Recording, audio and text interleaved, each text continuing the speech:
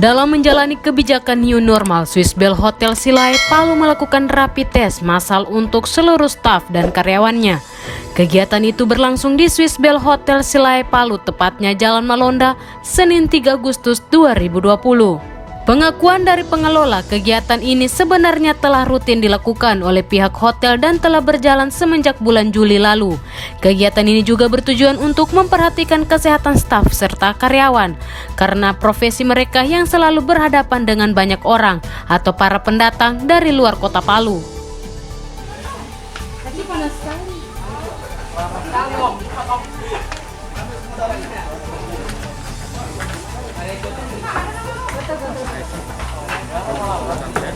Yang sudah tanda tangan di sini lagi ya, formulirnya. Sudah. Tanam. Tanam saya.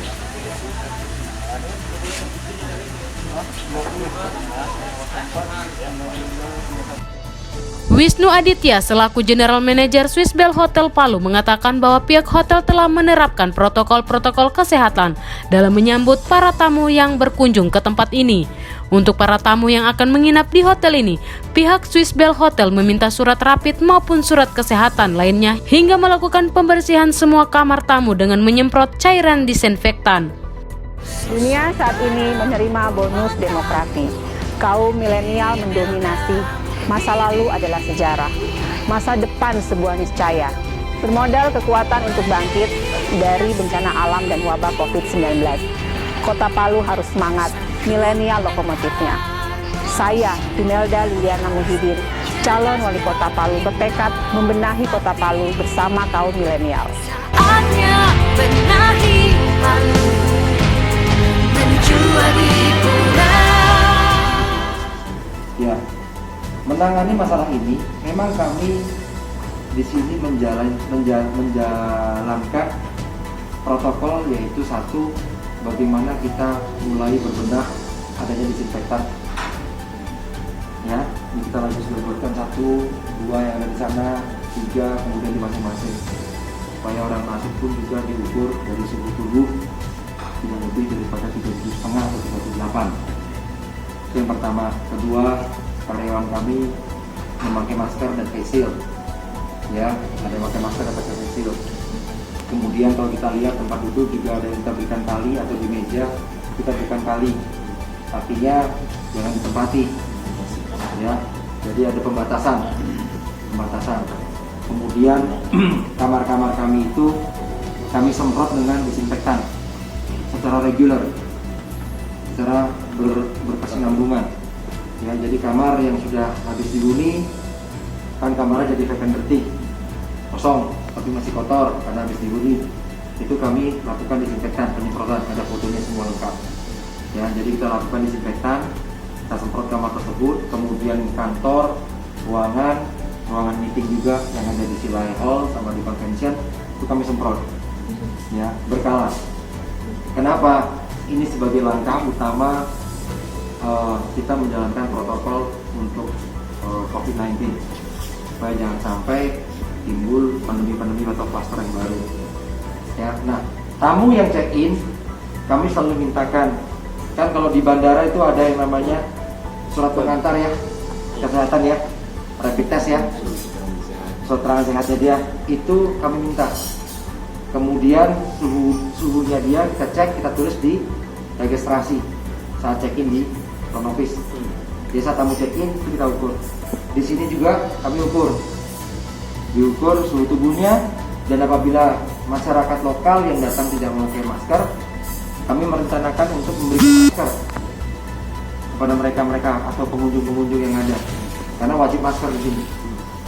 Ya, sehingga ya kalau kita makan pakai masker juga nggak bisa ya. Kan nggak mungkin juga kita nggak makan kan. Mereka datang kemari mau makan, ya kita lihat mereka nggak pakai masker, kita berikan masker. Tapi saat makan ya dilepas maskernya, kalau enggak gimana cara masuk ke mulut. Itu hal yang lumrah ya kalau saya pikirkan.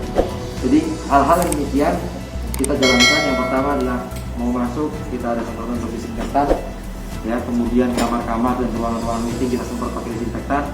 Kemudian karyawan kita menggunakan hand glove juga dan masker, dan ada pakai face shield. kemudian kita jaga juga dengan tempat duduk yang ada, social distancing-nya. Nah, ini bagaimana juga kondisi ini disosialisasikan, harapan saya dari pemerintah setempat supaya ikut mensosialisasikan kepada masyarakat ini. Harus. Pernah nggak Susbel menolak tamu itu Pak? Atau karena suhunya lebih? Sejauh ini belum ada. Sejauh ini belum ada karena yang kami dapatkan memang orang-orang yang suhu tubuhnya di 36,5, 36,2, bahkan ada yang 35, ada yang belum nyampe, ada yang ke 37 lebih. Belum ada karena memang kami belum terima tamu terlalu banyak. Ya, tapi kalau untuk yang di restoran-restoran memang kita sudah ukur tidak ada yang melebihi dari standar yang ditetapkan. Seperti itu. Kemarin kan Presiden mengeluarkan kepres yang baru. Ini dua penanganan dan Pemulihan ekonomi. Presiden melihat itu peluang ya. Sangat peluang. Tadi saya sampaikan juga, kalau kita menyerah dengan COVID ini, maka akan timbul krisis ekonomi. Ekonomi akan hancur berantakan. Kenapa saya bilang hancur berantakan? Semua usaha tutup.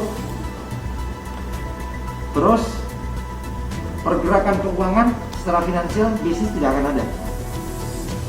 Kalau ini tidak berjalan, maka efek sampingnya kepada karyawan. Siapa mau menjalankan perusahaan? Sementara tidak ada yang dibuka perusahaan tersebut. Katakanlah working from home. Ya, working from home, apakah itu maksimal?